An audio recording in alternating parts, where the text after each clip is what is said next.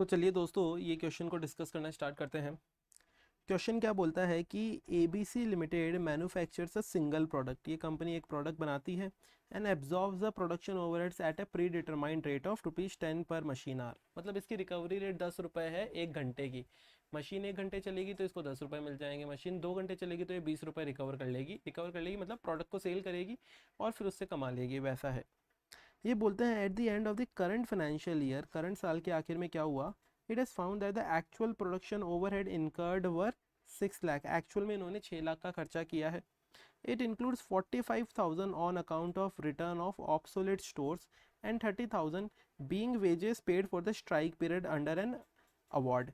इसका मतलब क्या हुआ, देखो सिंपल सी बात है। अगर यहाँ पे हम लोग एक बाइफर्केशन बनाए तो आप बोलेंगे इसका एक्चुअल ओवरहेड कितना था, जो कि यहाँ पे दिया हुआ है कितना था, 6 लाख था। 6 लाख रुपीज़ इसका एक्चुअल ओवरहेड था। बट उसके अंदर क्या हुआ, उसके अंदर बाइफर्केशन हो गए कुछ। आप बोलेंगे क्या क्या। एक बाइफर्केशन था 45,000 इन्होंने राइट ऑफ कर दिया था कुछ ऑब्सोलेट पुराना आइटम। तो यहाँ पे ऑब्सोलेट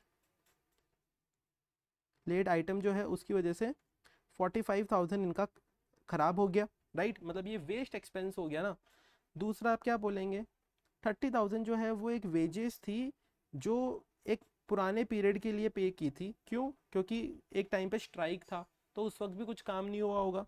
तो यहाँ पे वेजेस लिख देते हैं, वेजेस, या फिर स्ट्राइक वेजेस लिख देते हैं, वो ज़्यादा सही रहेगा। तो यहाँ पे स्ट्राइक वेज लिख देते हैं, जो कि आपकी कितनी थी, 15,000 रुपीज़ थी। 15 ही थी ना, देख लेते हैं, 15 ही थी ना, सॉरी 15 नहीं थी, 30 थी एक्चुअली। पता नहीं मुझे 15 क्यों लगा। तो आप बोल देंगे ये 30,000 की आपकी वेजेस थी। तो इसका मतलब क्या हो गया, आप बोलेंगे देखो ये भी एबनॉर्मल खर्चा हो गया हमारा, ये भी एबनॉर्मल खर्चा हो गया।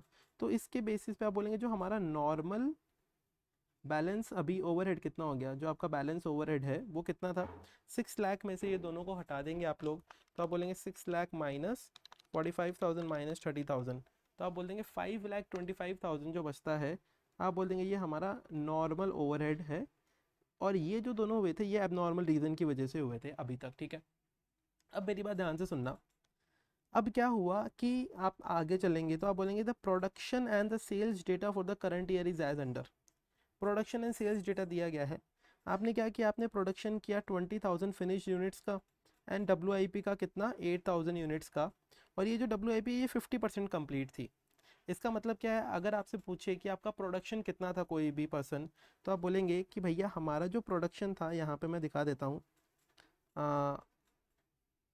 प्रोडक्शन जो था हमारा वो दो टुकड़ों में टूटा हुआ है। किस किस में, आप बोल देंगे एक तो है वो फिनिश गुड्स में टूटा हुआ, जिसको यहाँ पे लिख देते हैं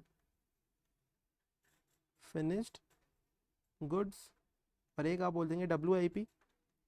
कितना फिनिश गुड्स की यूनिट थी आपकी, फिनिश गुड्स की जो यूनिट्स थी वो थी 20,000 एंड जो WIP की यूनिट्स थी वो 8,000 थी।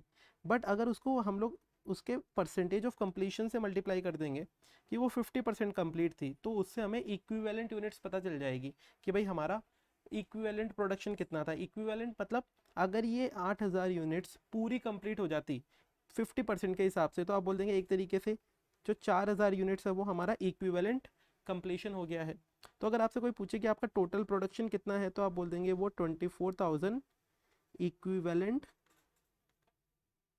Equivalent units. आपने टोटल इतना प्रोडक्शन कर लिया एक तरीके से।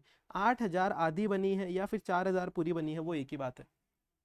अब सुनना सोच के देखो, ये 24,000 आपने यहाँ पे बना लिया, ये बात समझ में आ गई होगी आपको अभी तक।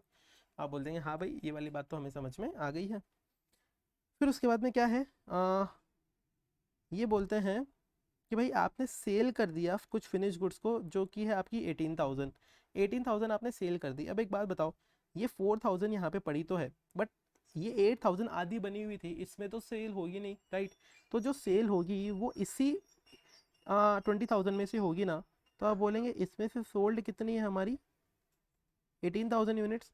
और आप बोल देंगे जो बची हुई है वो हमारे पास में क्लोजिंग में बची हुई है कितनी, 2,000 यूनिट्स हमने क्लोजिंग में बची हुई है अभी भी, ठीक है। आगे की क्या स्टोरी है वो देखते हैं। ये बोलते हैं एक्चुअल मशीन आवर्स जो वर्क हुए थे ना वो 48,000 आवर्स काम हुआ था एक्चुअल में। अब देखो एक्चुअल में 48,000 काम ये आवर्स काम हुआ था, इसका मतलब क्या है? देखो सिंपल सी बात है, आपको जितनी देर मशीन चलेगी आप उसके हिसाब से रिकवरी कर रहे हो, तो आप क्या बोलेंगे? एक्चुअल में हमारा रिकवर्ड मतलब कमाया हुआ, रिकवर्ड ओवरहेड कितना हो जाएगा? रिकवर्ड मतलब कमाया हुआ। जब भी 1 घंटे मशीन चलेगी आप उससे प्रोडक्ट बनाएंगे, प्रोडक्ट बना के कस्टमर को बेचेंगे। तो जब भी कस्टमर को बेचेंगे तो आप क्या बोलेंगे? हमारी जो रिकवरी रेट है वो है 10 रुपीज़ पर मशीन आर। 1 घंटे मशीन चलने पर 10 रुपये आप कस्टमर से रिकवर करेंगे। रिकवर करेंगे मतलब देखो सीधी सी बात, आप बोलेंगे यार मशीन चलने पर पैसे मुझे कैसे मिलेंगे?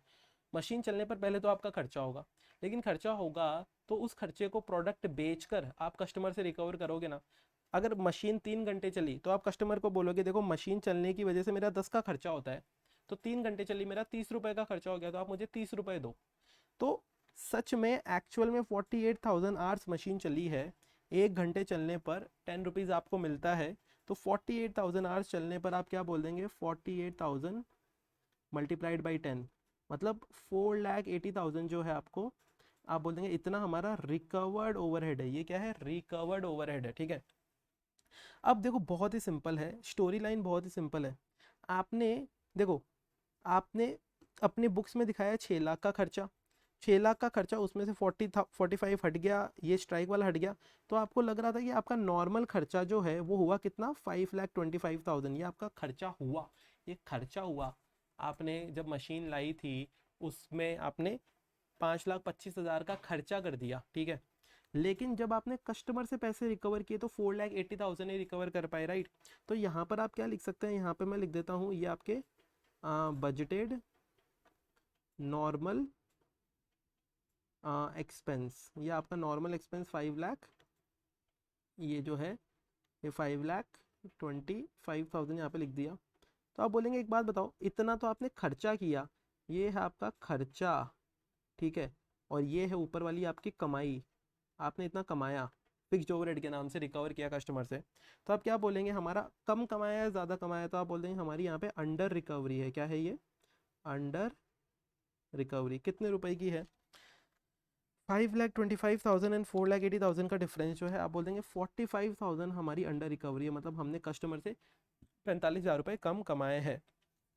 आगे सुनना, आगे क्या बोलते हैं? ये आगे बोलते हैं, देखो ये बोलते हैं it has been found that 1/3 of the under absorbed, ये जो आपने अंडर रिकवरी करी है ना 45,000 रुपीज़ की, क्वेश्चन ने खुद नहीं बोल दिया, इसका 1/3 क्यों हुआ?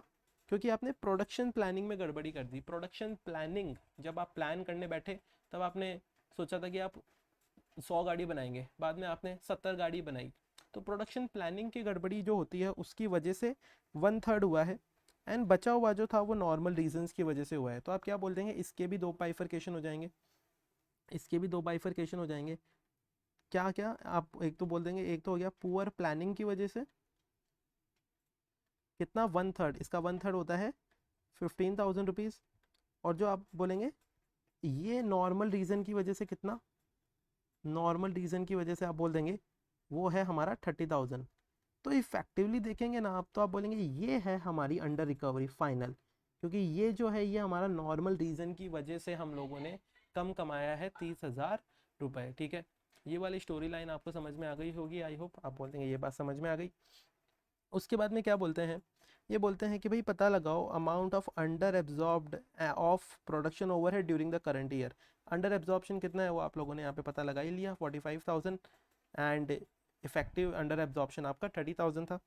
फिर ये बोलते हैं अकाउंटिंग ट्रीटमेंट बताओ इस अंडर एब्जॉर्प्शन का, इस अंडर एब्जॉर्प्शन का अकाउंटिंग ट्रीटमेंट बताओ। तो देखो स्टोरी बहुत सिंपल है, वापस सोच के देखो, ये जो 30,000 है ना, इसका क्या करोगे आप लोग?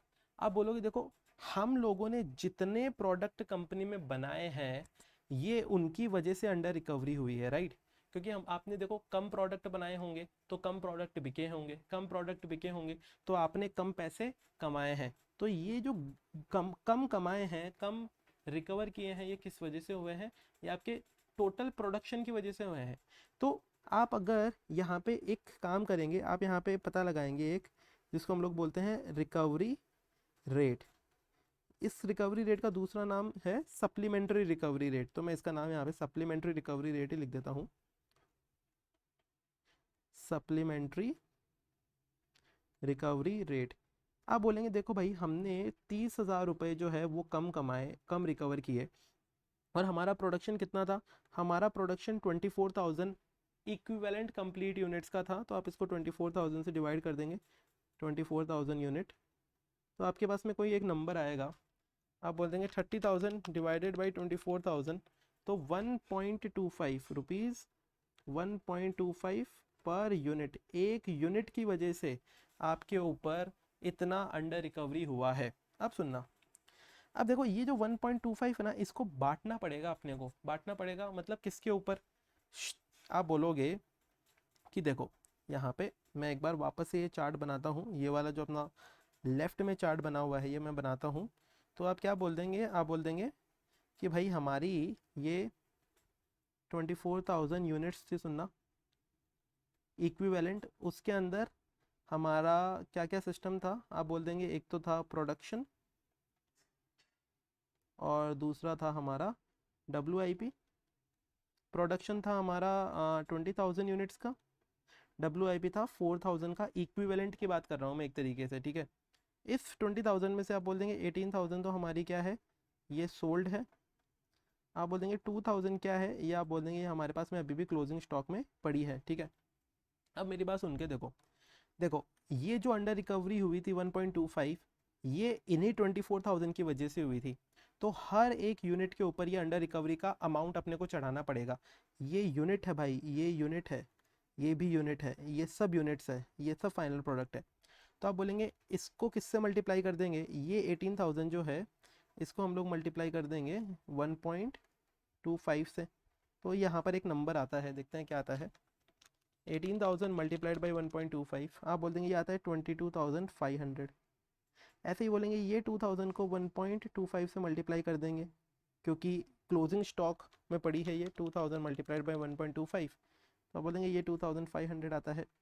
ये 4,000 को भी 1.25 से मल्टीप्लाई कर देंगे, तो हमारे पास में क्या आता है 4,000 मल्टीप्लाइड बाई 1.25, तो आप बोल देंगे 5,000 रुपीज़ जो है ये यहाँ पर आता है, ठीक है। अब मेरी बात सोच के देखो, आपने ये टोटल जो 24,000 यूनिट्स थी इनके ऊपर ये खर्चा बांट दिया है 30,000 रुपये का। अब देखो ये जो यूनिट्स है ये बिक गई, क्या आप जो यूनिट्स बिकी हुई है उसका क्या आप कभी भी प्राइस बढ़ा सकते हैं क्या। आप बोलेंगे जो यूनिट्स बिक गई उसका प्राइस नहीं बढ़ा सकते, ठीक है। तो उसका प्राइस नहीं बढ़ा सकते, तो जो बिक गई है आप उसको क्या लिखेंगे, उसकी अकाउंटिंग एंट्री बता रहा हूँ मैं। जो बिक गई है आप उसको क्या लिखेंगे, आप बोलेंगे वो हमारा कॉस्ट ऑफ सेल्स के अंदर चले जाएगा, कि भाई हमारी बिक गई है, अब हम लोग और पैसा इससे नहीं कमा सकते, क्योंकि भाई कस्टमर के घर पे जाके आप वापस तो बोलोगे नहीं कि अच्छा अच्छा सॉरी हम लोगों ने कम प्राइस आपसे चार्ज कर ली थी 1.25 से, तो आप हमें एक्स्ट्रा पैसे दो, ऐसा तो होगा नहीं। तो वो कॉस्ट ऑफ सेल्स में चले जाएगा। कुछ लोग इसको कॉस्ट ऑफ सेल्स की जगह कॉस्टिंग PNL में भी बेचते हैं, वो एकदम ठीक बात है, क्योंकि अब ये आप कस्टमर से नहीं कमा सकते। तो आप ये जो 22,500 है इसको कॉस्ट ऑफ सेल्स में बेच दिया। ये जो 2,000 यूनिट्स थी ये अभी तक बिकी नहीं है, तो आप इसका प्राइस बढ़ा सकते हो। तो आप बोलोगे इसका प्राइस बढ़ाना है तो इन्वेंट्री को डेबिट करेंगे, तभी तो इन्वेंट्री का वैल्यू बढ़ेगा। तो आप क्या बोल देंगे, आप बोल देंगे जो हमारा क्लोजिंग स्टॉक है उसको हम लोगों ने डेबिट कर दिया 2,500 से। और आप बोलेंगे ये जो WIP है 4,000 यूनिट्स जिसका अमाउंट 5,000 से बढ़ाना पड़ेगा हमें, क्योंकि WIP भी अभी तक बिका नहीं है, इसका प्राइस भी आप बढ़ा सकते हो। तो आप बोल देंगे इसको हम लोग क्या लिख देंगे, हमारा जो वर्क इन प्रोग्रेस है वो 5,000 से बढ़ा सकते हैं। तो क्लोजिंग स्टॉक की वैल्यू बढ़ गई, फिर WIP की वैल्यू बढ़ गई।